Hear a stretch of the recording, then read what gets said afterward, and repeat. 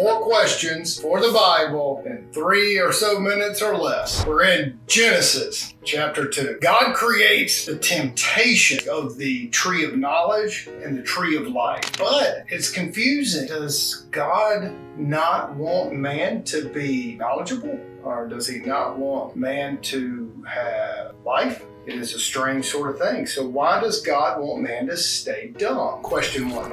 All you scholars, just pipe up whenever you feel like it. All right, in chapter 2, verse 17, it says, you eat of the tree, or if you do, you die. All right, well, I guess that's some sort of strange test. It paints God as sort of a mean test, like, oh, do you want to be smart? Do you want to know some things?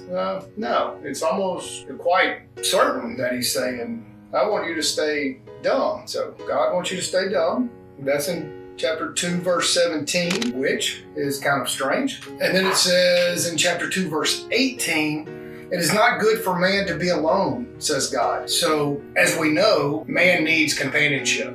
Man goes crazy if he's in an isolation chamber. He's not good alone. So he's telling us that we need to be together. So if you don't like people, you are defying God according to the Bible. That really is question 3. So if you don't like people, you're defying God. Because there are a lot of people that like to stay away from all sorts of energies and certain things. The last question. God takes a rib from man to create woman.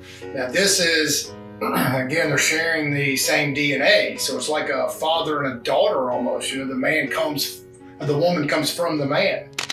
That's incestuous. Seems kind of strange, but how does this make sense when God already created man earlier? So this is almost like a second description of what actually happened, maybe with more details, or is he creating more? It's not clear because God has already made man before it in chapter 1, verse 27 and 28. So which is it? Is this the second man and woman, or is he just explaining in more detail? It's very, very unclear.